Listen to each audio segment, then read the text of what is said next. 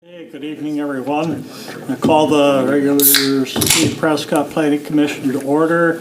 It is Monday, January 5th at 6 o'clock. Do a roll call. Dave? Here. Mike? Here. Haley? Here. Josh? Here. Steve? Here. And Kate is excused. So the first item on the agenda is approve Planning Commission minutes from November 3rd. Make the motion? Second. Okay, we have a motion, a second to approve the planning commission minutes. Is there any discussion on the motion? Not all those in favor say aye. Aye. Opposed? Okay, next item on the agenda is Great Rivers Concept Plan Review and Request for Zoning PUD Public Hearing. Matt? Thank you, Mayor, and thank you, Plan Commission members. So, as the Mayor mentioned before, is the concept plan and requests for a zoning PUD public hearing in a second. I'm going to turn it over to Paul Tabone, who's here with J.P. Brooks, who put together the concept plan. But I want to give a little bit of background and some information before I turn it over to him. So Great Rivers has already completed two phases. First was approved in 2004 and consisted of 44 lots, which was then further revised in 2007 with approval of a PUD. Bringing the total up to 49 lots. That PUD allowed for 7.5 foot side setbacks and then 60-foot lot widths. The second edition was then approved in 2021 and included 49 lots, all single family with 75-foot lot widths. Both first and second phase were developed by Alan F. Most Family Limited Partnership, which is the current property owners, and which are Chris and Alan Most are both here tonight as well. So J.P. Brooks, who put together the current concept plan before you, is out of Maple Grove, Minnesota. They're proposing this will be developing or proposing this for future phases. The concept plan would see an additional 242 lots with a mix of lot widths and proposed side yard setbacks of 7.5 feet. So this would require a PUD, planned unit development overlay, as part of this approval and rezoning. The city has worked. I just want to touch a little bit about some of the other proposals in case, or some other projects that we've had worked on in the past, just to give some context. We have worked with past developers in a couple of PUDs for single-family developments. The first was, as I already mentioned, the first edition of Great Rivers, which saw the lot width reduced to 60 feet and approved side yard setbacks of 7.5. And then the Palmetto subdivision in 2020, this was zoned R1 mixed residential. We approved 31 duplex units and 22 single-family lots. We allowed for minimum lots of 45 feet and approved reduced side yard setbacks of 0 and 6 feet for the duplexes and then 5 feet for single-family lots. Although the plans call for 5 feet, that's what I could find, but when I looked in reality, it looks like they're all 7.5 feet side lots for those within Palmetto. So just to give you a concept then of what we're looking at, so just here, this is, I apologize, I'm colorblind, I think this is a greenish or tan under here. That's the areas that we're looking at rezoning. PID number 2 is actually already zoned R5, so it would just be the PUD overlay. PID number 1 would be the PUD plus zoning R5 change, and similar to PID 3.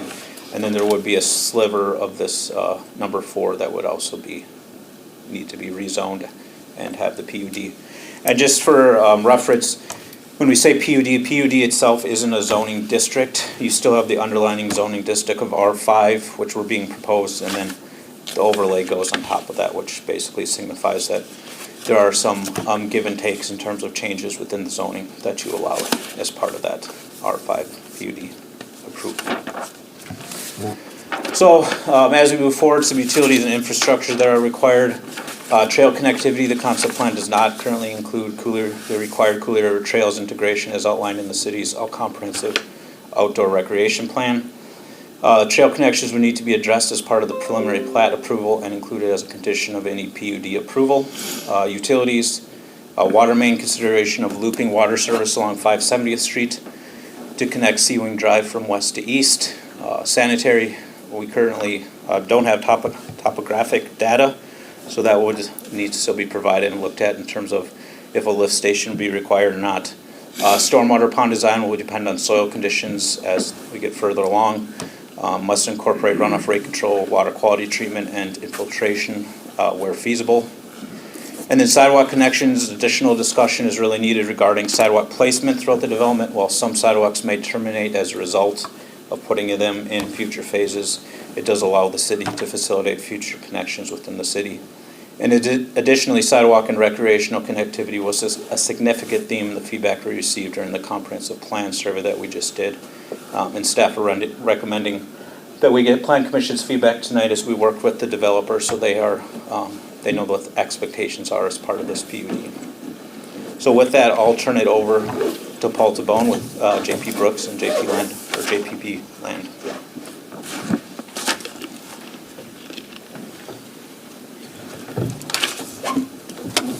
Thank you, Matt. Good evening, Mayor, members of the Commission. My name is Paul Tabone with JPB Land. We are the development arm for JP Brooks Builders. And I'm just going to take a few minutes. I don't want to be overly redundant because Matt did cover some of the things. And so I want to thank staff for walking through our proposal and getting us here this evening and kind of providing some of the insight. So while we are new to Prescott, we're not necessarily new to Wisconsin. We're based in Maple Grove, but we are working on communities currently here. I guess we're building a few homes in the existing community as it is. We also have communities in New Richmond, and we're working on a new community in River Falls as well. So although we're based in Minnesota, we are expanding into western Wisconsin. We've been in business since 2013, have built over 1,000 homes in 45 communities. We're currently building in 19 different neighborhoods throughout the Twin Cities Metro and western Wisconsin. We typically build north of 150 homes a year. Still waiting on final 2025 numbers, but anticipate it's going to be somewhere between 150 and 200 from last year as well. Ranked as a top 25 builder, and we are Minnesota Green Path certified. I'm going to skip this because we kind of all know where the site is and what the zoning and comp plan guidance is for it. A couple of things that I just wanted to hone in on with this site plan.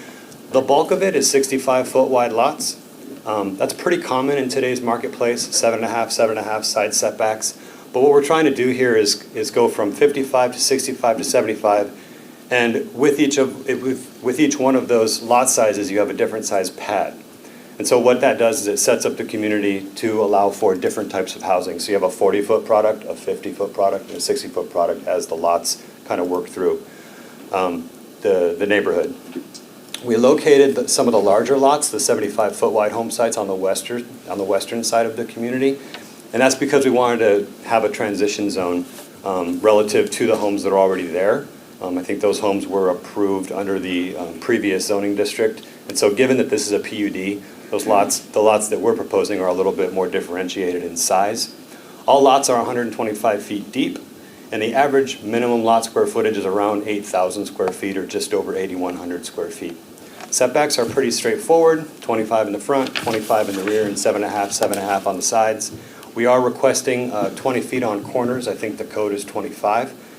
Industry standard that I've seen is typically 20 on the corner, and then that 7.5 gets you at least 15 feet of separation in between structures.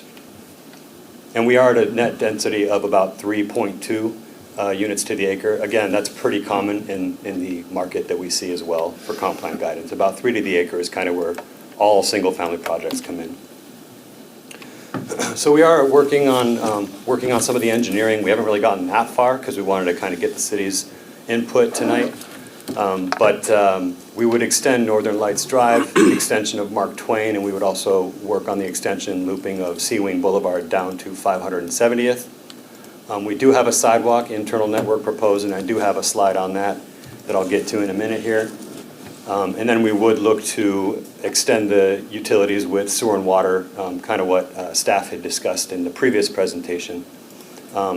We don't have stormwater really nailed yet, but we anticipate we'd have at least 2 or 3 stormwater ponds, in addition to the one that's in the site, or in the park, in the central portion of the site. And so again, everything's pretty conceptual in nature. It's pretty high level, and we'll continue to work through those things with staff. So in terms of open space and pedestrian connectivity, one of the key components to this is that there will be about 76 acres retained by the Most family, and that would be slated for preserve. It's hatched in green. There's yellow lettering there. Hopefully you can see it. Do you all have screens in front of you? I don't know your site. We got maps too. You do? Okay. We got maps. Great. Thank you. Great. I probably should have asked that at the beginning, but I kind of figured you all had a packet there, so. We do have over 3/4 of a mile of internal sidewalks, roughly 4,600 linear feet. Most of the sidewalk is concentrated around that interior portion of the community right in here. And then we do have extensions for pedestrian and vehicular connectivity into the park. In a previous concept, this was shown coming from the north, but due to the intersection configuration and the way the site plan is laid out, we think it makes a little more sense to have it coming in from the east side. We've talked about that with staff, and we'll continue to have those conversations should we move forward with preliminary plat and engineering. We did do a review of the comprehensive plan. Below are a list of the goals and policies from the housing chapter and the land use chapter from the city's comp plan. I'm not going to read them all word for word, but we are trying to deliver a diversified housing stock. Again, the 3 lot sizes, 3 different product types. Even though it's all single-family detached, those homes are set up a little bit differently, and I'll get to that in a little bit. We're working with the city. The city wants to be working with residential developers, so we're happy to have the opportunity here. Our homes are energy efficient, and the city wants to support and encourage universal home design for new residential developments. Safe access to parks. We're planning on the sidewalk network, kind of like I had discussed previously. A variety of housing options and choices. Really what we're trying to do is we see a pretty significant need for single-family detached housing in the marketplace. And with the proposal that's before you this evening, we believe we're kind of delivering a life cycle approach when it comes to detached housing. There's no attached housing with this proposal, but I can get into the nuances of that a little bit more as well. Preserving the natural topo, we do have the large preserve area. Incorporating engineering principles to reduce vehicular speeds. I mean, that was something that went into the planning of where the sidewalks are, how the streets come together, the intersection configurations. And then protecting the homes from conflicting uses. Again, kind of that buffering on the west side that I talked about with the larger lots. And then the preserve area is kind of a green belt around the whole community. I'm going to skip this slide because the city's PUD ordinance points are in your staff report. We did conduct a review of the ordinance, and that's what these are.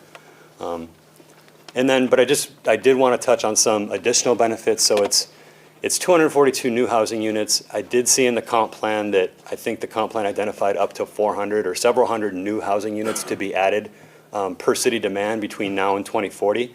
We believe we can contribute significantly to that. There would be an increased tax base, which then, as you know, helps fund with public infrastructure, school funding, is my understanding as well. We would be constructing the access to the road and the park. We believe that the layout as proposed is in harmony with the existing and surrounding single-family neighborhood.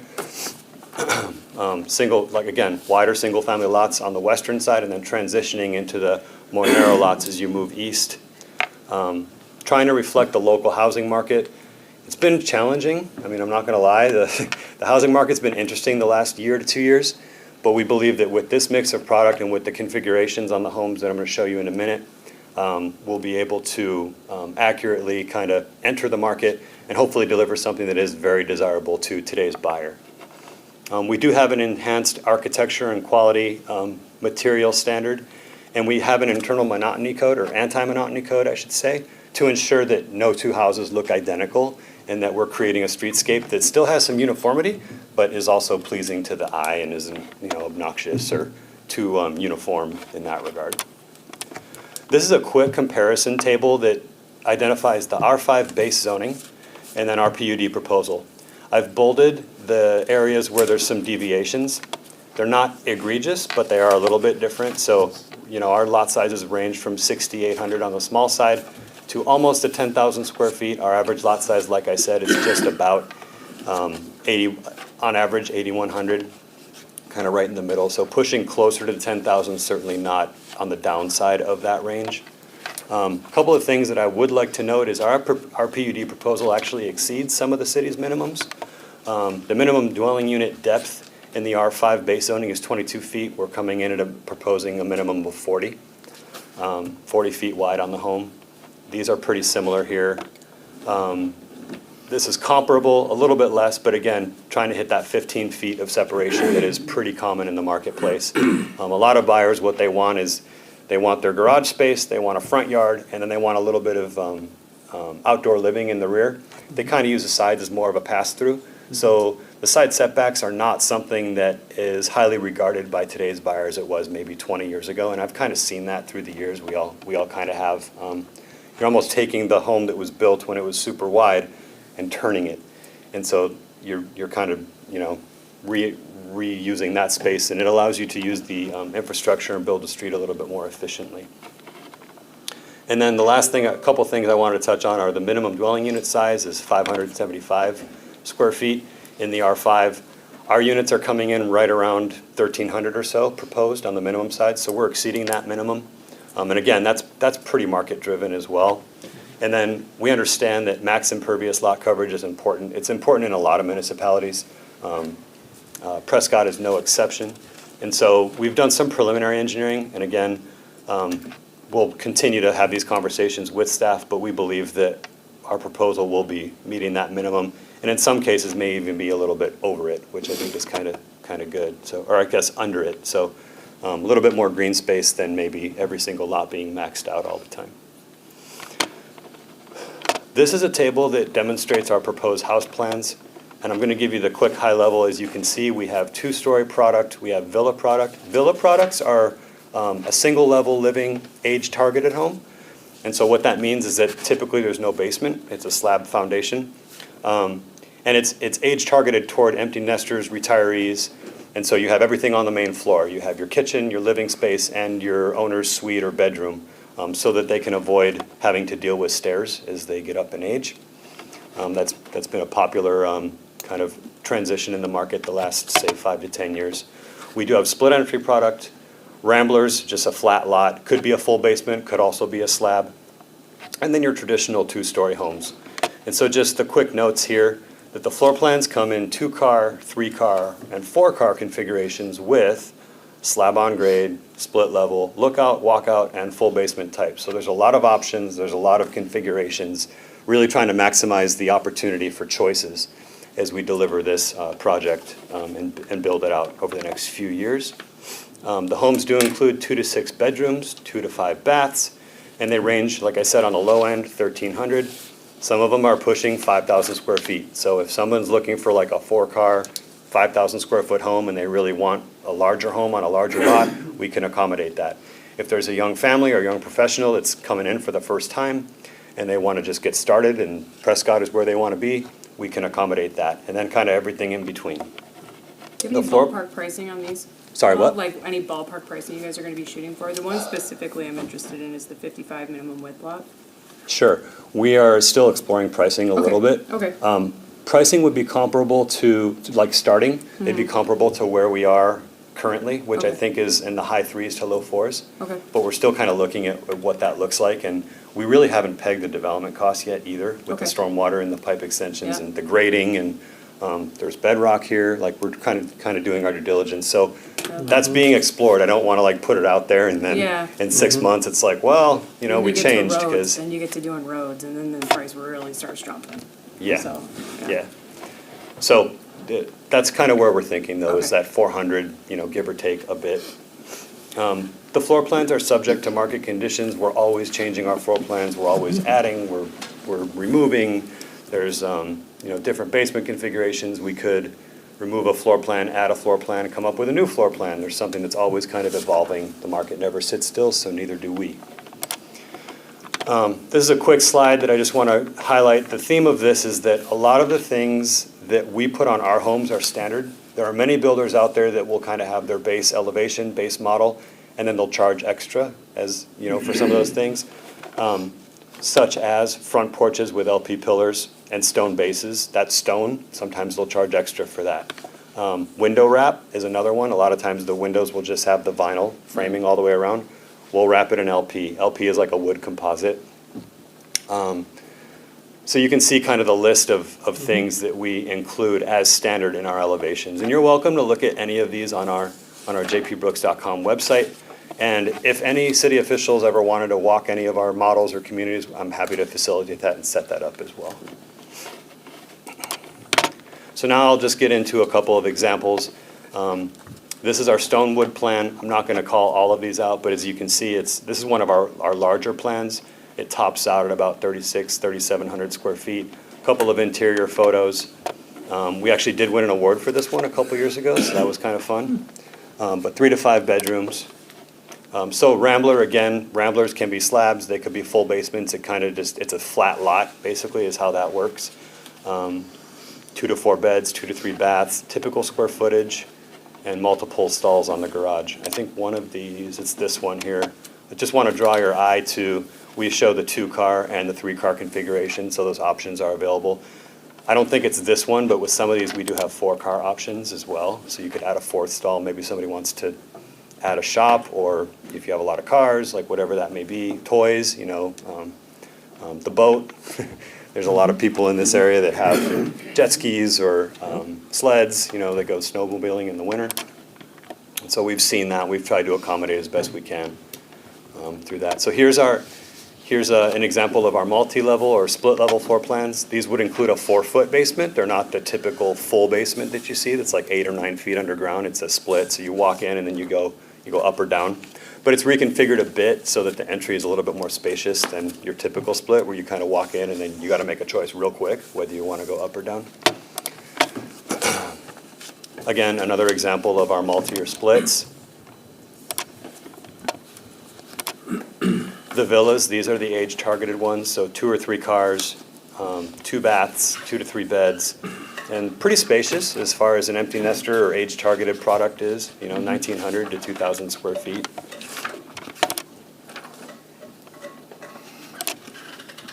And then I'll end with our traditional 2-story floor plans. So kind of what when you typically think of a home builder, you know, building new new product. It's kind of something that may look like this. 2 and 3 car configurations, again, 4 to 5 baths, 4 to 5 beds, 3 to 4 baths, and then, you know, that 2,000 to up to 3,500 square feet, different garage configurations, different basement configurations. So And I do- This is right behind you, isn't it? I was just looking at Across the that. street from, Yeah. They're building that one right near you. I think so. One thing I do want to note is you can kind of see the variation in the architectural colors, the lamps along the garage, white or brown garage doors, the stone, window grids, trim. You have a color texture change. So we have kind of the off-white with shake or board and batten, kind of some decorative brackets as well. So really trying to make sure that the streetscape is something that people want to be a part of, want to walk through, and that it's not just the same home built over and over and over. Like D.R. Horton. Every D.R. Horton neighborhood I go into, I feel like it's kind of, they're nice guys, but a lot of cookie They build a cutters. nice product. They do build a nice They do. product. They I do build like a nice D.R. Horton, but cookies. it's a lot of cookie cutter stuff if you go to Apple Valley. And that, some of Which that is is gonna fine, come with but- being a production builder Yep. a little bit. We try to differentiate ourselves a little bit with I that. do like how the first part of the property built went, where you drive through there and you're not seeing that. So there's differentiation, so I do like that. And we're trying to continue that, Mm-hmm. yeah.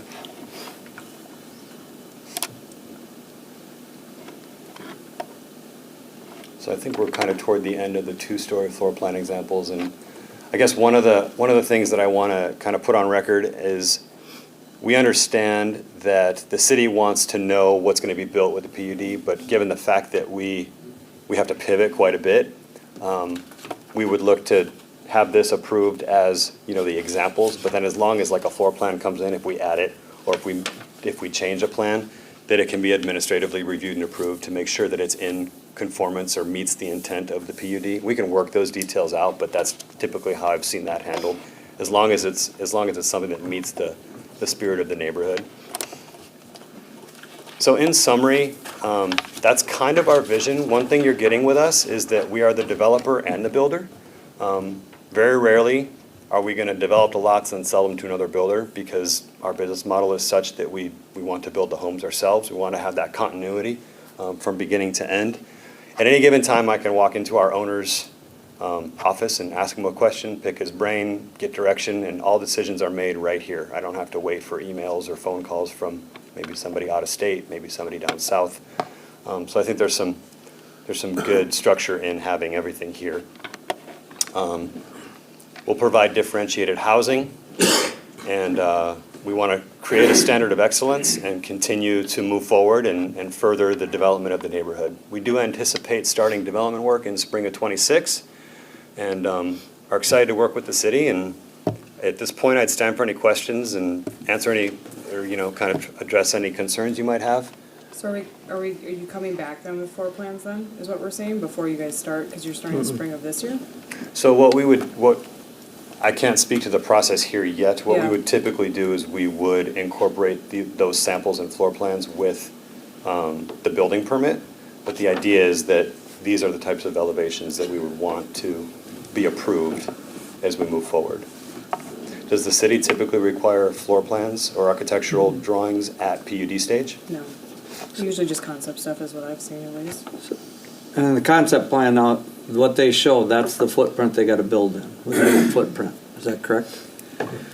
So what he shows here, it's a whatever footprint, that's where they build within, meeting the Correct. setback. Correct. So the areas that are shaded pink or orange, Yep, yeah, yep, that's the yep. building envelope. That's- And the idea is, you're exactly right. If the building fits within that envelope, I'm a building inspector, that's why I wanna verify that, Yep, so everybody yep. understands that Yeah. that's, Yeah. that footprint is there for a reason, it's not, well, they're gonna put in, I think that's Bailey's point, is what, the footprint pretty soon changes. yeah. And I think that's the. As main long as it intent. complies with the setbacks, like we work within that setback box. So 25 up front, 25 in the rear, and then 7.5.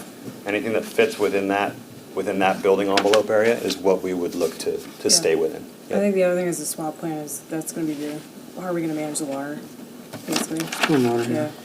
Yeah, There's but- just been, we've run into issues in other areas of town, in the older parts of it where we have water issues, but Like stormwater or drinking water? storm. So as part of the engineering effort, assuming we move forward into preliminary plat, we have to run a stormwater model that'll basically analyze what's there now and then how much runoff our project will generate. Yeah. And we'll make sure that those ponds are adequately sized for capacity to handle that, and that whatever infrastructure we install routes the stormwater to where it's supposed to go during major storm events. I think you have to model it for like 100-year, 500-year. Yeah. On the backside of your property will be fine, because there's already kind of that, you have the top Yeah, they out have the pond. here, that's just it's gonna go down there where it's supposed to go, but it's more so where you have like 55-foot lots and stuff like that. There's the one that's slotted in there, but anyways, So the bulk of the 55s are concentrated here. yeah. And we would look to either ensure that the drainage is done in a manner that allows it to go back to front and then goes into a stormwater system with catch basins in the streets and guides it to a pond here. Or is it this pond here? Or that pond there? But to your point, yeah, like these lots here, a lot of that stuff will be able to kind of sheet flow and just go down the gradient. I would The think so. gradient is pretty significant. Topo is a factor Yeah. on this. The only concern I'd have there, and I see it in other communities, is you say it's gonna sheet flow, but when I build a house and I put my gutters on my house, I'm gonna channel that water to Yeah. one spot, and then pretty soon you got a washout on that hillside. So it would have to be graded in such that the back would have a little swale so the water hits and then would go over uniformly. That's the one thing, or you put in what do you call it? Bury the rock in the ground, what do I call it? What am I thinking of? Drain tile. Drain tile or French drain. French drain, thank you. French drain, or you just dump it in there and it just slowly infiltrates and then you don't, because Yeah. I've seen it where they've put it to one spot and now you're gonna wash out that hillside that's really not even their hillside. It should sheet flow like you say. So that's just a concern I'd have on those on the steeper slopes, is to make sure we somehow make sure it doesn't all of a sudden get channeled by a roof drain or something. Sure. And we work with our engineers to ensure that adequate drainage swales are incorporated on the sides and rears. And if I had my way, I'd say, don't put in storm sewers, just swales through the lots and drain it to because then it's less structure to have to maintain. You know, if you had swales and it just ran like an open ditch in the country, you just run it, ditch it, and let it go. Yeah, you're gonna have to have a few catch basins to get it from this low spot to that low spot.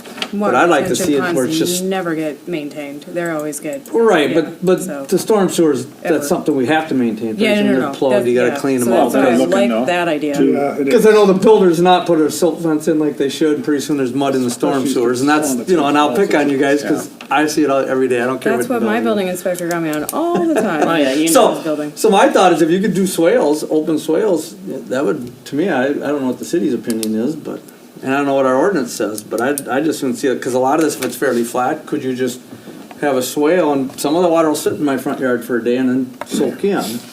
Do you have to put it in a pipe and get as fast as you can to the river? And I always say that's why Iowa, not that we worry about Iowa maybe, but that's why they get flooded out quicker, because we're putting more and more hard surface in. We put it in a pipe as fast as we can and we get it to a storm sewer and it overflows and goes to the next one. And you're just pushing water. If it had an open ditch and it sits in the front yard for a day, soaks in, or it's drained if it fills up enough, that's a thought of mine. Then you're not putting all that storm pipe in, it's just excavating. Yeah, Something to think about. I think a lot of people don't want that if they're building. And I know that, but if you build it that way, you know, Well, it you doesn't get what you help. got. Not if somebody doesn't buy it. Yeah, I know. So but that's just my 2 cents I always like to shoot for.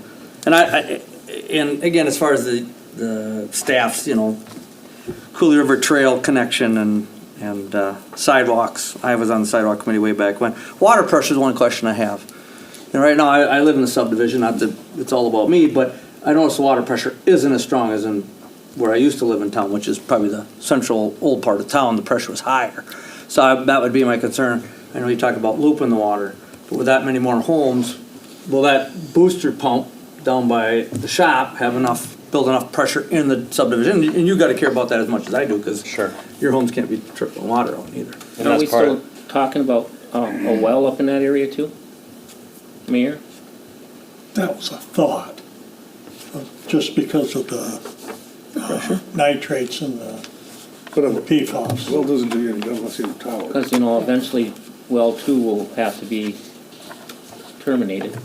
So Or the long-term, rejuvenate. Yes? Yeah, the long-term engineering plan that the council approved, yes, would eventually see a water tower there and a new well to service, because that is one of the concerns long-term is pressure and also making sure especially that we have. the tower especially. So our water sewer connection impact fee, does that already have in it that eventually we need another water tower? Because my thought, I used to be kind of against impact fees, and then I understand why.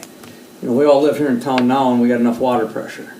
We put in these 252 homes and all of a sudden we have a water pressure problem, so we all have to pay to make sure they have pressure. Yeah. You know, and I'm not saying they have to pay for all of it, but should a developer pay for a portion of water pressure that is required because their development's going in?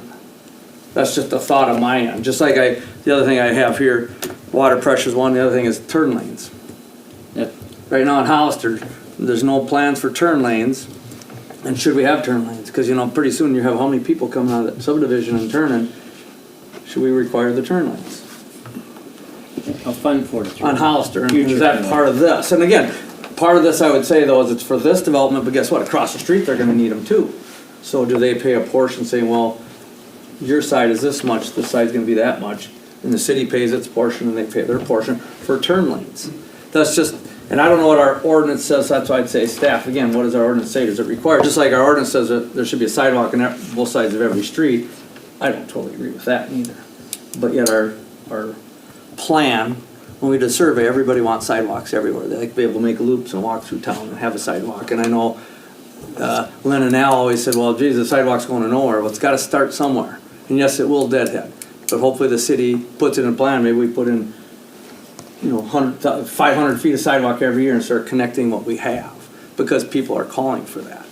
So to say, well, they don't go anywhere, they can't go anywhere if you don't start them from somewhere. Plus, you don't need to go anywhere. When you're out for a walk, you go down the sidewalk and come back. You with your dog or. Well, again, there's that one. And that's why I say not in every street, because I was taught I can look both ways across the street and I'll eventually get to a sidewalk.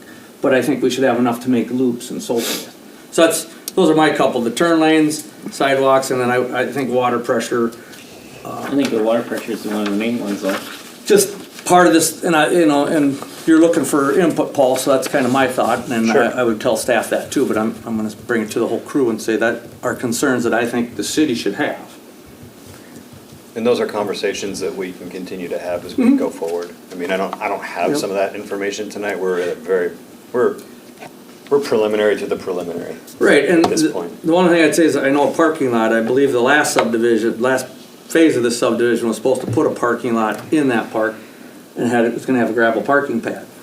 I remember that as mayor saying that I want that is a requirement if we're gonna take that park, that they provide at least a gravel parking pad.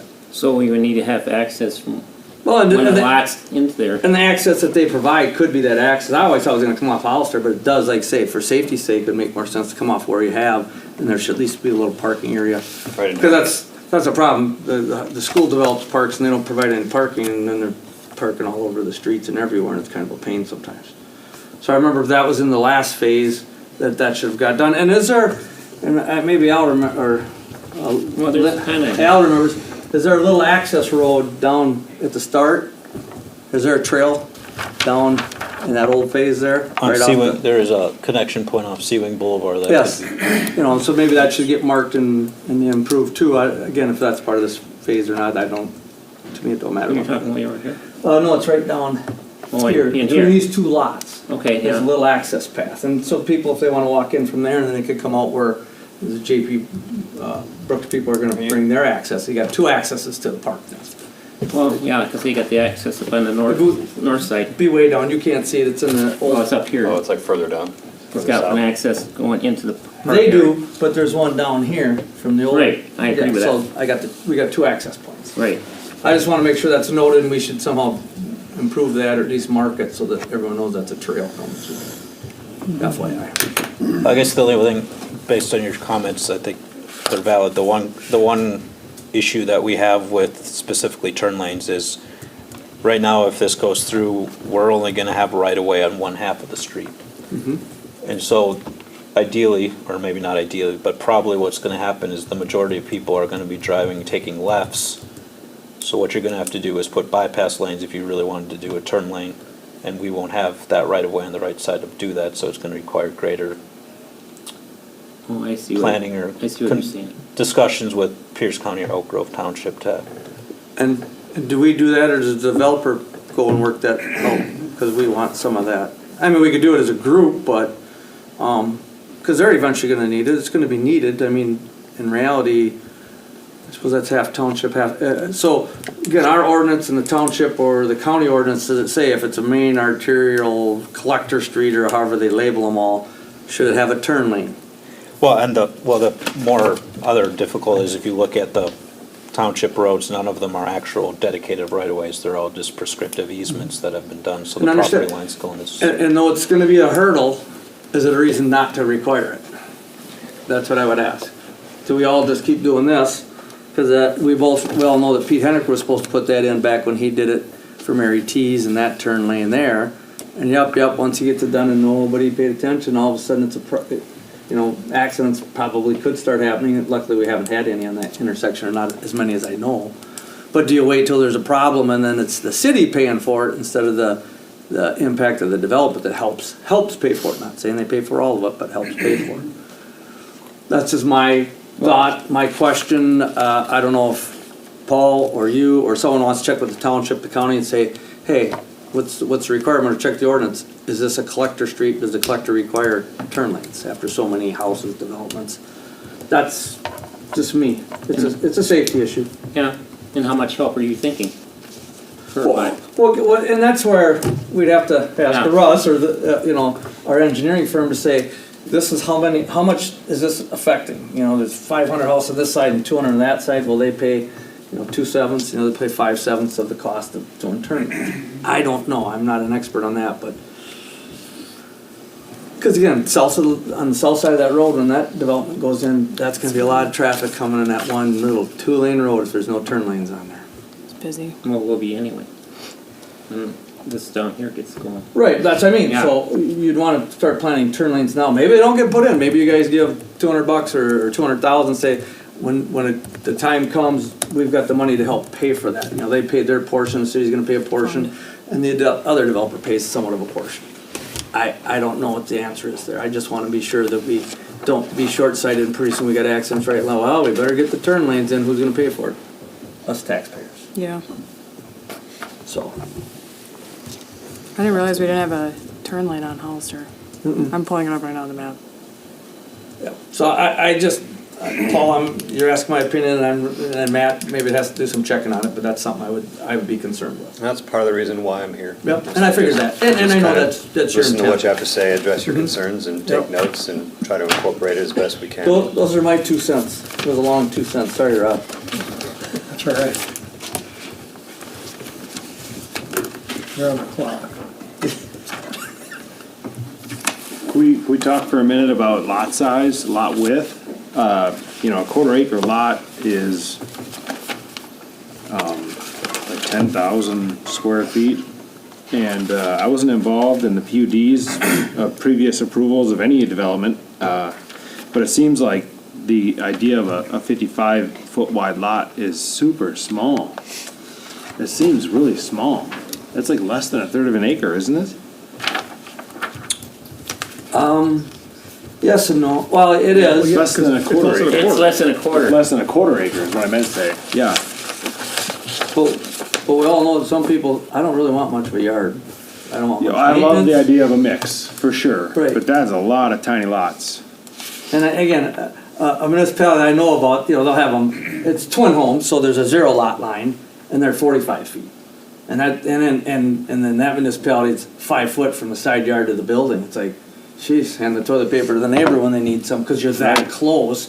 And yet, in reality, farmland's getting eaten up pretty fast, and I'm one of those, well, do we start making a few smaller lots and say, guess what? If you're okay with living next to your neighbor and you're not outside much, and I just want a place to go sleep, they might be fine with 55. That's for them to decide if they can sell them. And again, I think Paul probably has done this enough, 55. Some people are okay with that small lot. I want it simple. Well, I'm sure some are. I would imagine majority of them aren't, though. That's a tiny lot, and I don't know. I'm not. I I think the professional, one but- good thing is where they're placed right now, is they're on Yeah. the 570th Street, so that's where I would imagine They're them. kind of like the, not to be mean, but the less desirable lots. So it's There you like, as Paul mentioned, it's that the nicer lots, a little bit smaller, and then a little bit smaller. So you're not saying, oh, here, I'm gonna put this little chicken coop next to your mansion. They're kind of, not to pick on it, but that's kind of the thought of some people. The majority of all these sizes are all small, though. No, the majority are the 65-foot lots, is what he said, right? That's correct. So The just orange. to, So the orange is The small ones are 65. the bluish Yeah. color, Just the right? blue ones here are correct, 55. there's 39 55-foot wide home sites. They're primarily located on the, kind of along the park and down along 570th. Yeah. And a little bit of rationale behind that, conventional land use planning, you typically put your higher density uses closer to your busier roads. So that was part of the thought. The other thing was backing those up to the park might make some sense if it's an age-targeted product or a young family on a smaller lot. They're either downsizing and maybe looking for a kind of an empty nester type product, or it's a young family. And so that's kind of the rationale of why those were placed there. The other thing I would add is that out of the 242 lots, 39 of them are 55 feet wide, and that's less than 20% of those home sites. Now, to your point, there are people that don't want that size lot. That size lot is not intended for those people. And what we try to do is kind of hit the sweet spot with a lot of the 65s. 65 is a very common size in the market today. And to Commissioner Hull's point, we need to be able to sell them, right? I mean, it doesn't do us any good to propose a lot size that we don't think will absorb into the marketplace. So I just wanted to kind of explain that a little bit. But I understand your concern. It's a common one. And it is something that we come across whenever we try to diversify lot sizes in this manner. I imagine it's in the best interest of the developer to make as many lots as humanly possible. It's also in the best interest of probably the municipality to have that many more front doors for taxpayers. But as a consumer, this is pretty much all that's being built nowadays, and they're all 5 feet apart from each other. Maybe being dramatic there, but I just wonder if the minimum lot width is 75 feet. That's code, right? That's current code. We'd have to do an exception to make these that small. Yep, that's what the PUD is. So, right, I know, but why is it 75 in the code? That seems, and codes are typically minimums like that are on the fringe of being, like, yeah, that's small, but we'll allow it, and that's, I didn't make the code, but 75 feet, somebody decided someday that was small enough. And here now we're considering 55. I mean, I think anyone that's got a lawnmower is not going to be able to fit these things. Like snowmobile trailer, They're not gonna have that. Well, right, but if all you're building is it, I'm just trying to protect the community a little bit in the sense of a consumer. Because like I said, the landowner wants to develop it to the max. The city wants it developed to the max. The consumer will take what they're given. It's all that's out there. The numbers shift. I don't know. I don't buy that. And, well, just so you know too, back in the day, the standard was a 66-foot lot. So the old parts of town, it was 66. That's what I got. And everybody was happy with their nice house with the garage that came off the alley.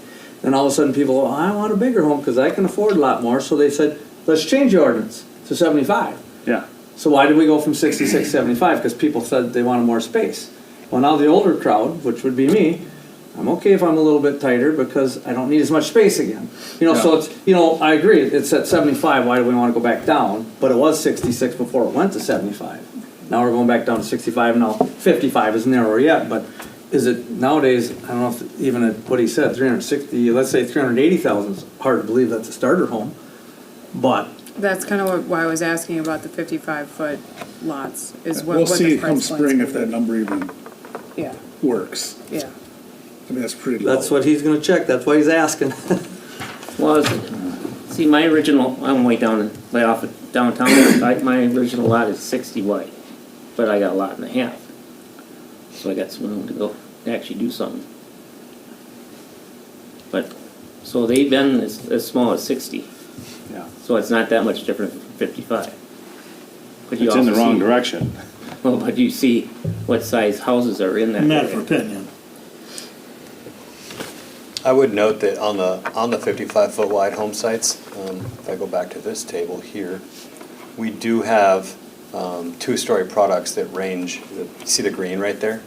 So it's a 40-foot, that's a 40-foot pad. I put 3-car there because we do have 3-car product in a 40-foot home. So it would be a 3-car garage, could be 2 as well. But to your point, there's a lot of people that want a lot of different things, so you're trying to kind of hit a little bit of everything. But the person that's gonna come in and say, you know what, I want extra space because I have a shop, or I have a boat, or I have, you know, something that I need that extra space for, if they don't choose one of these homes and they go with a 2-car plan, that's probably targeting more of like a young family or an empty nester. And what we have found is that despite the fact that the lots are a little bit smaller, when you kind of use them efficiently that way, they don't cost as much to develop, and the buyer can ultimately save a little bit on the land because there's less land going into the actual lot. So it's a fascinating and frustrating conversation as we try to like navigate all the dynamics that make up housing and how we kind of get there and all the components that go into it. Palmetto addition, those twin homes were sold before they were all the way built.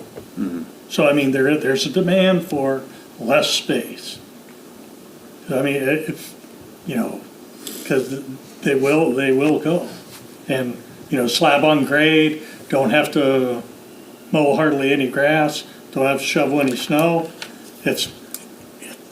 There's a market for it.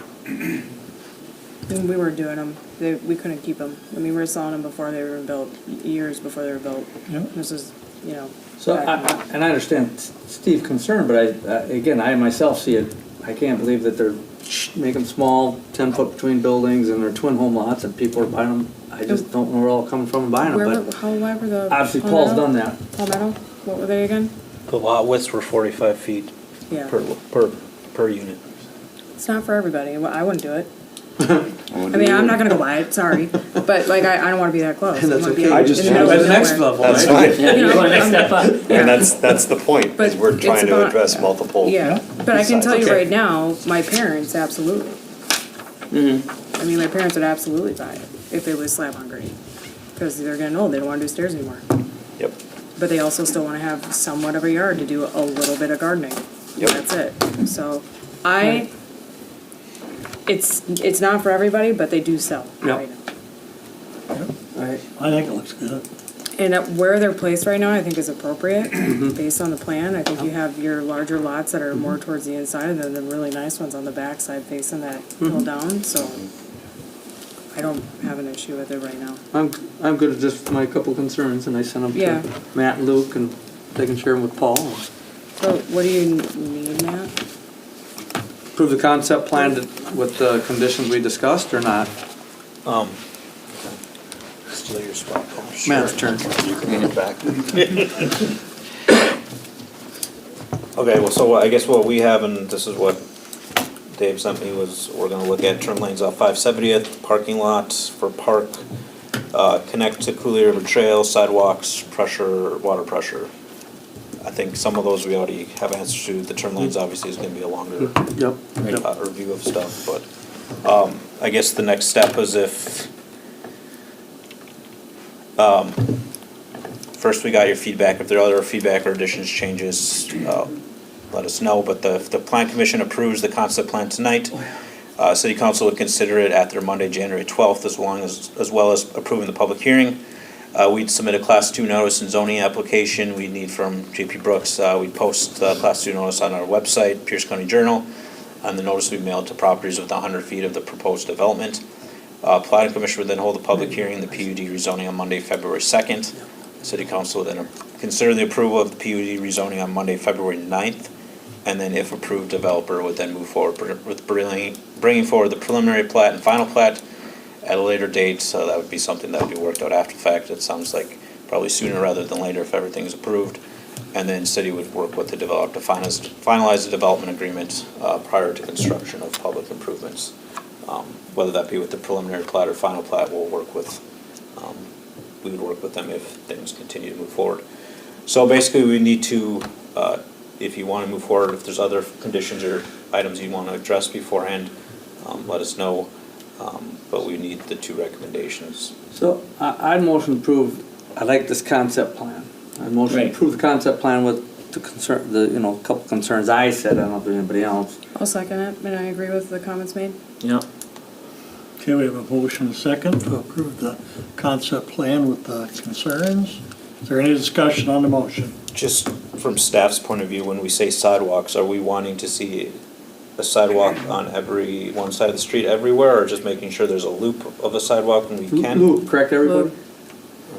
Yeah. What do you mean? A loop, well, I think the one we all would like to see is, what's that one backside Oh, one that's, here? Oh, Northern Lights Northern Drive. Lights, yeah. I'd like to see something looped there, just because again, we'd like to loop it back around, and maybe the city ends up doing that. So Northern Lights Drive, and then of course that connection to the Cooley River, a future connection to Cooley River. That's gonna be a big one. Way over here. My opinion would be a sidewalk on every street, and I think the majority of younger families would agree. I understand your point, If they would actually plow the snow during the winter, it would really help. It's kind of a new thing for this town. I lived for a while, I went to college in Winona, and I lived in Kimberly, Wisconsin for a while. They had sidewalks on both sides, everything was cement in that town, and everyone kept them clean because it was the way it always was. So for our community to come around to it, it's gonna take a little while. Oh, yeah. We're putting them in, It's people all- are enjoying them more. You don't change everybody So, overnight. but see, now part of me is, do you put it at a dead-end cul-de-sac? There's not as much traffic there. That's kind of my thought, so that's why I'm trying to hit the main thoroughfares where you pick people up and then get to some point, is kind of my thought. I understand your point, and I don't totally disagree, but it's more for the city to maintain down the line. Oh, sidewalk broke, we gotta replace that. Yeah. Yeah, I think the cul-de-sacs So- kind of stay the way they are. But Steve has his opinion, and I guess anybody else agree with him or disagree, or? I disagree with don't need a sidewalk on every street. If we loop one around, that'd be good. Yeah, the main one to go from Yeah. point A to point B. And the best for Cooley River Trail is where, what is it? Northern Lights, and what's that one? That one didn't have a name. Mark No name Twain. yet. When Mark Twain and Northern Lights get together, that's probably their best spot for the Cooley River. They wouldn't go through anyone's lot. But I don't care where you put it. Can I ask a quick question of the commission? So part of the reason why we left this sidewalk off of Northern Lights completely is because in that first edition, there is no sidewalk. We understand, but it's So gotta you- start somewhere. Understood. But then, so are we essentially building a sidewalk back, like, from that northerly cul-de-sac, we'd essentially be building it back west and then stop it at the end of our property boundary? Unless the commission says you should come back down Mark Twain too. Well, I thought because you- They're developing Mark Twain. We could look at that. We could look at coming down Mark Twain. And then at least we got a loop in that development, like people would love to, because I see people with their kids all the time, and when there's a sidewalk, they walk it. When there's not, they get off it, but I'm sure they would like a sidewalk. That means the sidewalk goes past my house, and I am okay with that, because I got a snow blower and I'll clear it. You can do the whole. Well, Well, sometimes, that could be I used to do the empty undeveloped lots across the street from me for a while too, because they weren't getting done. We can look at enhancing the sidewalk network internally. We'd our- appreciate to our that, because that's, community. again, the ordinance says that sidewalks on each side of every street, and I don't No, really I don't agree. agree on each side, but these. And the ordinance says what it is, but we have the right, I suppose, to say, well, we don't require on every side, on every street, other than Steve would like it. And I understand Steve's point. And I think the survey that we just did agrees with me too, a little bit. in That's my- definitely why we need one on Northern Lights, yeah. Cause that's the main, At a minimum, and then main come drive back. back down in.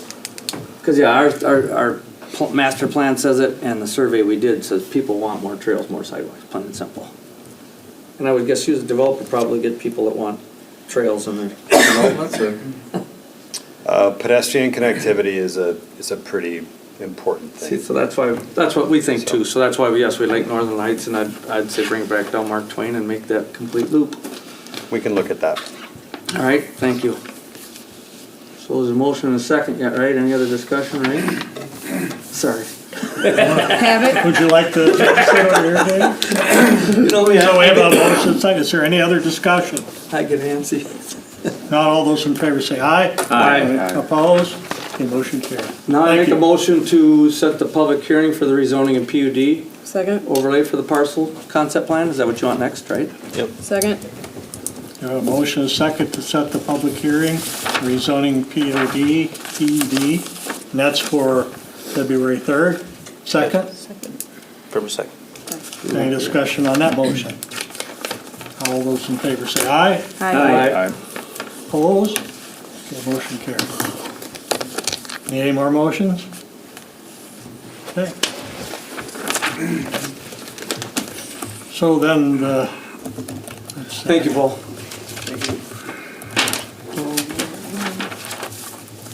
So the next item on the agenda, I like Facade computer improvement. screen, Facade improvement. is a facade improvement. Thank you, Mayor. So 139, 141 Broad Street, the last planning commission meeting, we approved this project to the council. This was replacement of these upper levels that you can see in the picture here. Total project cost was $42,556 for a matching grant of $21,209. However, after the last meeting that we had as planning commission, there was some, at least maybe it was just on my end, there was some misunderstanding that all of these windows in the front, we're gonna have the arched restoring. You can see here in these windows that there's the wooding boarding on the top. So after connecting with the owner and then going to council, basically they said, send it back to plan commission to make sure, and also talk to the owner. So we reached out to the owner. They are able to install these from the outside because the inside, there's a ceiling that actually you can't get in from the inside without removing the whole ceiling, a lot of work. But apparently they can install these windows from the outside. So they have proposed an updated application cost of $56,656. So that would increase the amount of the grant to $28,328. So basically, what we're asking for from a recommendation for plan commission is either option one, leave the original scope, which would be a $21,278 grant, and would leave $15,761 for future projects, or option two, go with the new scope, which would be a $28,328 grant and leave $8,710.50 for future. I motion for option two, because that was in my notes. Second. I wanted arches on everything. Yeah. That's what the council wanted Yep. as well. Yep. Second? I did, yeah. Oh, Okay, we have a motion Me too. second to approve the updated proposal for the facade improvement for 139 and 141 Broad Street. Is there any discussion on that motion? Not all those in favor say aye. Aye. Opposed? Okay, motion carried. So, and the next item on the agenda is comprehensive plan updates. Matt? I'll turn it over to Josh. We have the maps for the future land use and the narratives. Yeah. I think Josh is gonna walk us. I got a map. Okay. Thank you. So yeah, if you recall, last time we met in December, we had talked about this land use map extensively, and then we updated some of the narratives. This is an important part of this, so we want to make sure we get this right. And so I don't know how much time you've had a chance to look at it, if you want to go item by item, or if you, Looks like you made the updates that we had talked about. We- So the yeah. big one was like the number 1, number 3, turn it into mixed use. I'm calling Yep. it numbers even though I know they are referencing something else. And then we also updated this down here, it looks like. correct, yep. Yeah. Yeah, and we, these may change from the time we have a public hearing, and there may be some additional feedback, so I mean, but this is essentially what we would be proposing going forward. Obviously, if there's something you guys see as we get into another, we've got a couple more meetings ahead with the plan commission to finalize the full plan. But we can always tweak things as we go. But I think for the most part, we addressed everything that was talked about at the last time. We did go over it with staff. So I think Oh, that, perfect. You guys also updated it, so we have the, on 10, The that strip, mix. yep. Yeah. Nice. yeah, and if you look at the language, it's really intended to be kind of flexible. So it's not that those boundary lines aren't fixed. Yeah. It's not intended to say, well, if you have a PUD or something like this, that's a larger plat and it crosses over, it's like, well, no, we intended that the area along 10 to be, the higher density, Yeah. but if it extends further south, I think you're still gonna be in good consistency, if you have some flexibility there, the way we have it worded in the plan, so. That's good. Any questions on the future land use? I know okay, very good. So one of the items that we did have in the future land use was item number 24, and that was an area for redevelopment, kind of an industrial area that's not really fitting with the rest of the surrounding neighborhood, and we've talked about, we had identified this as an ideal location for a redevelopment plan, statutory redevelopment plan. And talking with staff, we had identified that it'd probably be a good idea for the plan commission to understand a little bit more about a redevelopment plan before you make that recommendation, just so you understand really what that's all about. The purpose of a redevelopment plan really is to allow for a municipality to be able to exercise eminent domain or condemnation for redevelopment purposes, not just for streets and things like that. You have that authority to do that for public infrastructure, but a redevelopment plan allows you to do that for the purpose of redeveloping the property to assist a developer or municipality in improving the site. So there's a few different statutes that reference redevelopment plans. Most of them require some other entity to be controlling the plan or implementing the plan. So usually a redevelopment authority or community development authority. City of Prescott doesn't have that. So we looked and we found 66-1331, which is one of the few provisions that allow the plan commission to essentially develop the plan and implement the plan. Now, you don't have the same authorities as like a community development authority or redevelopment authority where you can purchase property and do the condemnation. The city is basically going to do all that or take care of that. But that's the only measure in which we can do it through is this 66-1331. So we're trying to do eminent domain on that property? Not necessarily. It gives you the authority, the ability to I do just hear that. that word right away and I honestly just start asking questions. 'cause Yeah, I'm we a don't like huge that fan word. I of mean, that. it's not something that you say, Yeah. hey, this is what we're gonna do on that property. Yeah. But it gives you the authority to do that. And it's not necessarily saying that you have to do this. If there are willing, if there's already negotiations or if the city's, there's already plans with a property owner, willing property owner, and they're already working on something, you wouldn't have to do that. Okay. It just gives you the option to exercise that authority for this type of development. Okay. Because right now, you have limitations on what you can use eminent domain on. So without a redevelopment plan, you're limited. Yep. So this gives you more options, and this gives you more certainty on what you can do with the plan, provided it meets that statutory plan. So we have to come up with a proposal basically of what we would put in for a redevelopment plan for that area? So part of that, and then that's in your packet, Matt had provided kind of an example of what all goes into a redevelopment plan. There's a process and there's a lot of requirements to follow. And so I'll just touch on that really quickly. It doesn't mean that, again, even if it's in the comprehensive plan, it doesn't mean you have to do that. It just gives you some more strength that, hey, if we do a redevelopment plan, we identified this in the comprehensive plan, and we have some additional consistency with that process.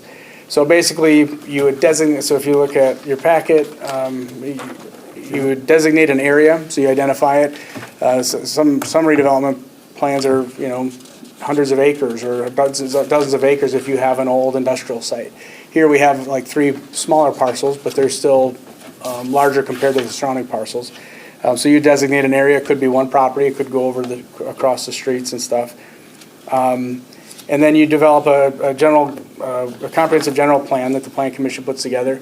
Now, when I say Plan Commission, that means you guys are reviewing it and approving it. You're generally going to be working with a consultant or somebody, an engineer, to help walk you through that process and come up with the concepts and come up with the layouts and things like that. So, doesn't mean you guys have to do all this professional work. So you also want to identify the boundaries, the goals, the land use, and implementation steps, the process in which you go through to redevelop the property. And then ultimately, the council would have to approve the plan. So like I mentioned, other processes or other statutory steps would allow you to designate a redevelopment or a community development authority. Since we don't have that, it stays with the Plan Commission. As I mentioned, basically this empowers a municipality to purchase land, go through the eminent domain process, clear and improve and hold and dispose of real property in the project area. So you have the ability through the redevelopment plan. Authorize the municipality to borrow, issue bonds, accept grants and other sources. You already have that authority, but it specifies it for redevelopment. The sale or lease of the property allows the municipality to sell, lease the property at fair value per the project plan. So then you don't have to go through the public bidding process, but public hearings are mandatory. So You don't have to go through the public hearing process? for acquiring the property. Okay, Yeah, you still would for public infrastructure, that's okay. different. Relocation requirements, so there's still statutory potential relocation requirements in place. But basically, if you're replacing housing, you have to, or if you're removing housing, you have to replace it. It has to be sanitary housing at affordable prices and rents equal to the ones that have been removed. Now, I don't think there's housing, defined housing in these areas right now, so. Yeah, it is. There's, Flanders. I would say over by Flanders, I'd identify that as a 24. Yeah, there's, Those brick ones on the corner? oh, okay, Right, like almost like right next to Flanders. right. Sorry. Oh, but I mean, those are things we'd have to work out or figure out part of We'd have to the. identify it. Don't have to do it right tonight or anything. right? No. Okay. I don't want to get into the weeds even too much. Just want to make sure that you understand that there's a statutory process that we'd be walking through if there's an interest in going down that road. And more than likely, this wouldn't be triggered until after the comprehensive plan is updated and adopted. So. So I think overall, what we just want to make sure is if this is in the comprehensive plan, that we were gonna, at least as staff, as we go back and look at it, once we adopt it, that we'd be bringing this forward to Plan Commission Future, so you understand, the things that we're talking about of what's being implemented, so we don't get to that point and you're like, wait a second, we didn't know that, let's not do this anymore. So we just basically want to walk you through this, make sure you're good with including in the comprehensive plan, because then in a future date, we'd see a proposal that would probably be brought before you to move forward with actually doing this plan. And you could take this on in other areas of the community. So if there were other areas downtown and or other areas in the community that were blighted or were problematic, you could do a redevelopment plan. It doesn't have to be in your comp plan, but we figured as long as we were putting it in there, we wanted to explain why. So. And I know why I'm kind of getting the vibe of like why you're bringing this up now. Like we want to make sure that you guys understand when we bring this to you later, like what this entails and what it means, because I know what companies and businesses are in some of these spots right now. I don't know exactly if they're like renting, wasting, or how it's working right now. But anyways, Right. yeah. Lets us know we have Understand. the option. Yeah, so, I guess any questions on that? So there's a lot of process. You got a area, you got a plan. Usually you develop some nice concepts of what you imagine or envision the plan to look like, identify desirable land uses. You have to have a public hearing. Plan Commission is going to be responsible for developing this. Council needs to approve it. And then there's a whole implementation process or thing like that needs to be spelled out. And so just because you develop the plan doesn't mean anything. You really have to implement it.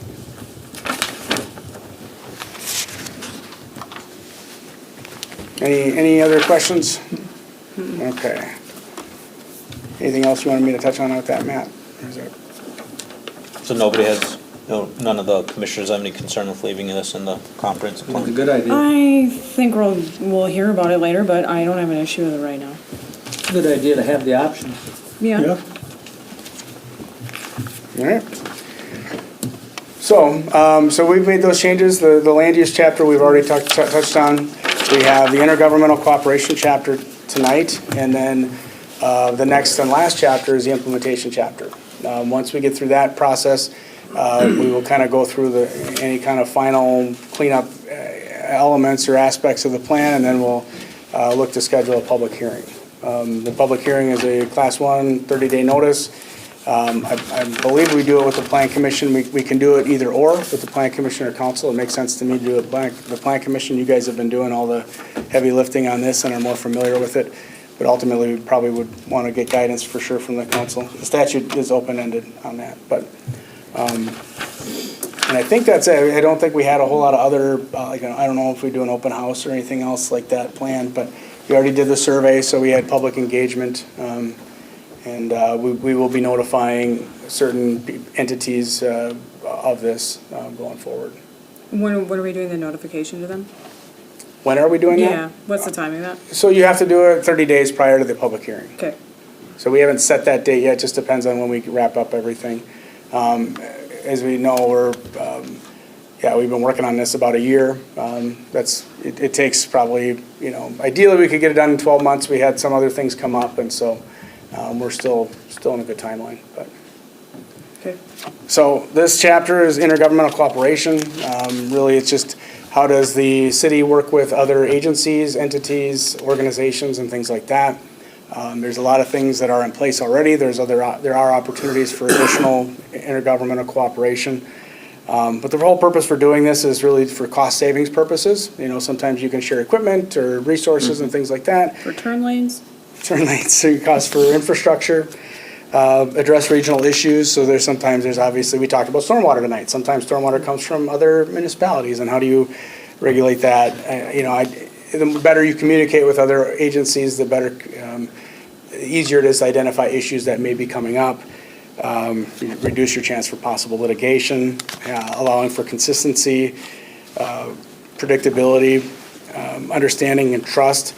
As you continue to develop these relationships, you have a history of success, and then service to citizens, just making sure that they understand that the municipality is working in their best interest and that there are other entities involved, not just the city. I know one of the best examples is your tax bill. The city sends out the tax bill, everybody thinks the city's default when the tax bill goes up, but there's other entities that benefit from them. And so it's important to understand that those entities we work together with. So in the survey, it's horribly small, sorry.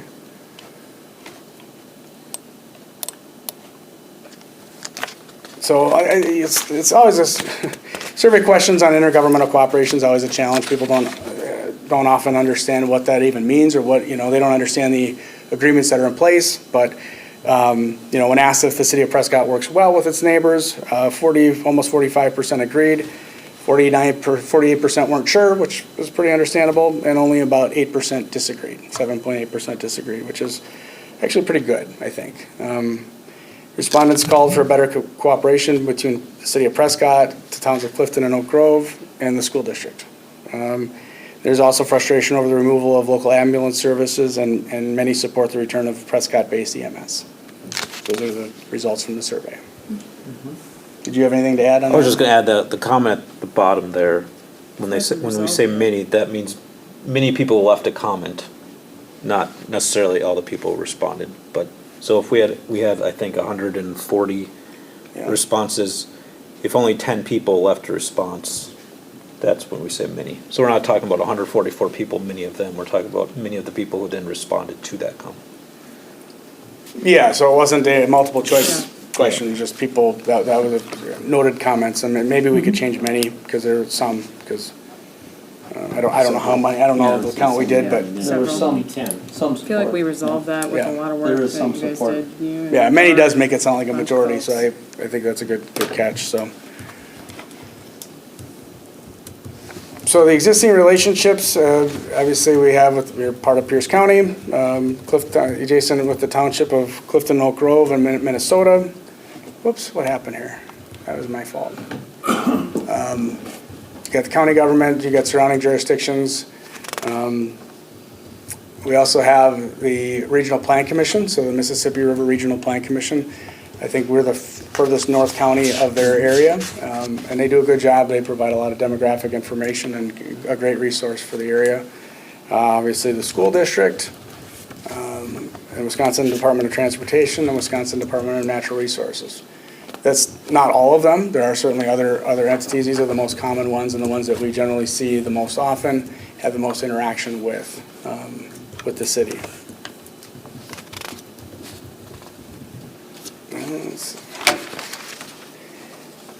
As far as the existing inventory, we have a joint fire department with abutting townships, and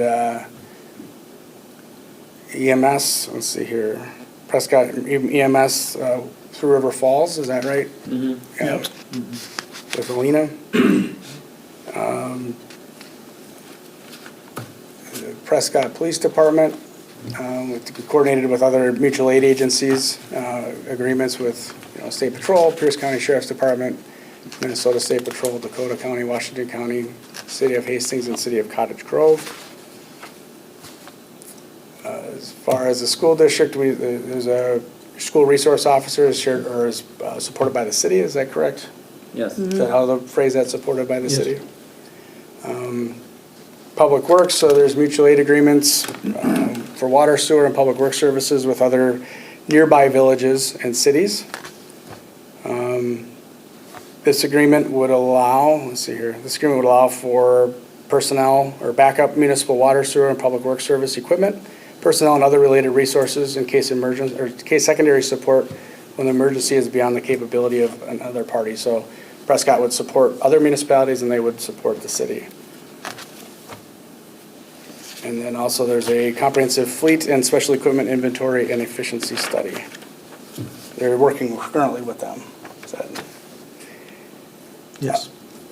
All right. So as far as cooperative boundary agreements, there aren't any in place right now. Municipalities, cities have opportunity to do that with adjacent townships. I've seen both sides of that. Sometimes it goes well, sometimes it doesn't. Oftentimes it seems to be more in the interest of the township because they're trying to limit the growth of the community. And it just depends. But I think they can get tricky, and sometimes they have some inconsistency between the plans that are in place, and it gets some challenges of who's doing administrative duties where and what. And so I think it kind of can muddy the waters. Not to say that there wouldn't be a basis for them at some point, but I think there were some discussions years ago about that, and it has not moved forward.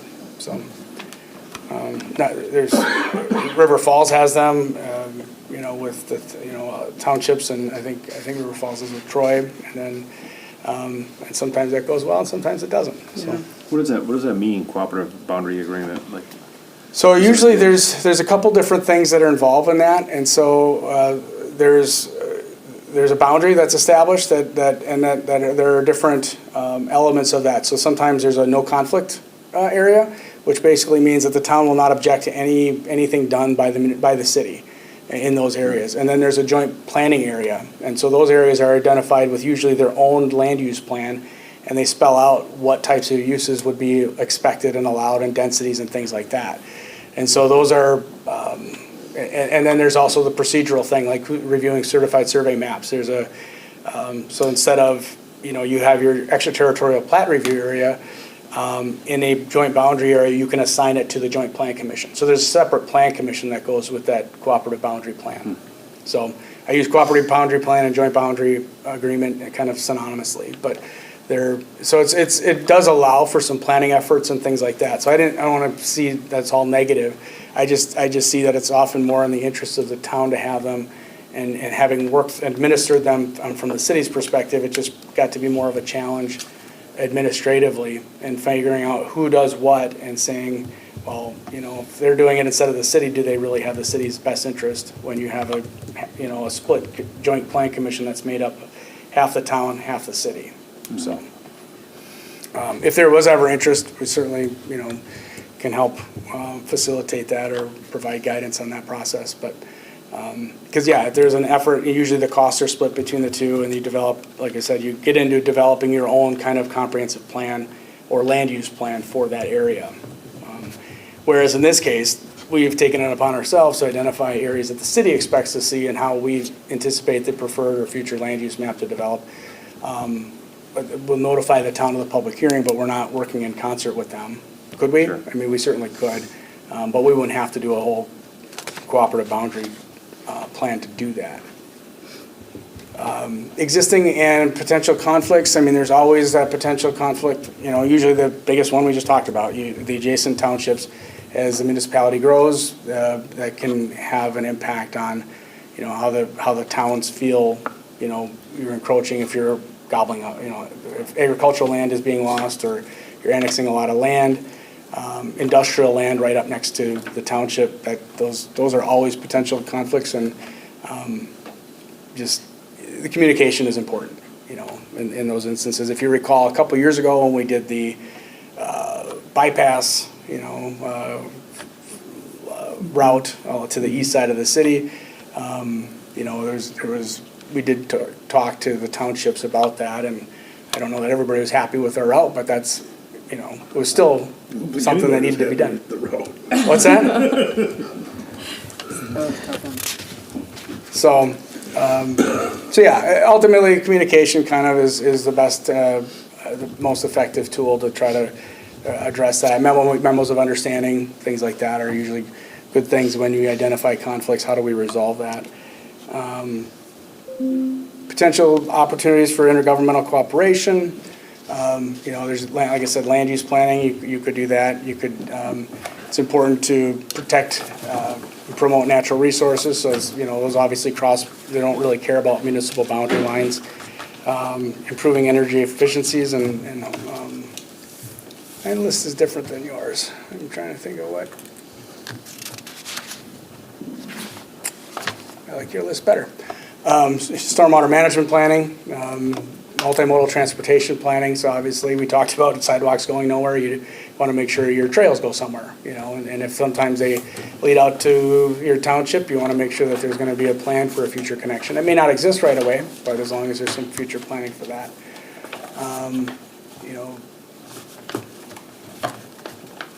Sharing of equipment and resources, there may be other opportunities beyond what is being done now. Dispute resolution, so I touched on this a little bit already, just that, it's important to have communication. Obviously, some municipalities do meet regularly with the adjacent townships, and that there's an potential opportunity to do that, or with schools and other agencies, just to make sure that things are going well. The city already meets with the Joint Review Board every year. They're required to, and the Joint Review Board just consists of all the different taxing entities in the area. So as far as programs, these are pretty standard programs. We generally just have things that are listed here. If you had any questions on those, we could certainly look into those. The league is an outstanding resource we use all the time. You guys are familiar with. And then the goals, objectives, and policies. So the goal is the City of Prescott will continue to explore partnerships that are mutually beneficial for the city and neighboring communities, government agencies, and organizations to provide services and create communities that meet the needs of the residents. That's our goal. Any comments or thoughts on that? This is probably the easiest one to review, honestly. When I read through it, I was like, oh, there's no All right. metrics in this one. So objectives: maintain or reduce costs providing services to Prescott and area residents, increase the number of collaborative efforts used in addressing local and regional planning and catastrophic event issues. And as far as policies, we have support continued mutual aid and other types of agreements that are used to provide emergency services to the area. Explore equipment sharing agreements with surrounding public works departments in order to perform maintenance and other services without having to purchase equipment. collaborate with the surrounding communities and government agencies to establish multimodal transportation infrastructure, natural resource protection, increased use of renewable energy sources, and other long-range planning I initiatives. mean, it's really only the one statement about the whole renewable thing, because it ain't gonna be on us, it's gonna be in the builder and Excel. So that would be my only thing, but sure, you could stay there. I'll keep one of them in here. Yeah, And then continue joint meetings with the town of Oak Grove, town of Clifton, and Prescott School District. I don't know if we do that now, or should that be, is continue the right word there, I guess? Have we had any in the last few years? We are about to have one with Oak Grove and Clifton next week for our fire. So we do with Oak Grove and Clifton, we work with them on our fire and EMS, so on it's a really regular the basis. school district one. We had one joint meeting with the school district once, and only 2 of their board members showed up, so it hasn't really gone very well with working with them. But that doesn't mean that can't change, right? Right. In the next 10 years, so I think it's still a valid Leave it in there. effort, so. Make that different regime, no. And then explore ways to enhance communication between the city, Pierce County, and adjacent townships. So, those are, Sure, very good. you can do that. All right, well, any other questions on that, or the future land use, or, so I think it kind of went quickly in the interest of time, but hopefully we got something out of this, and we'll keep plugging away. Looks good.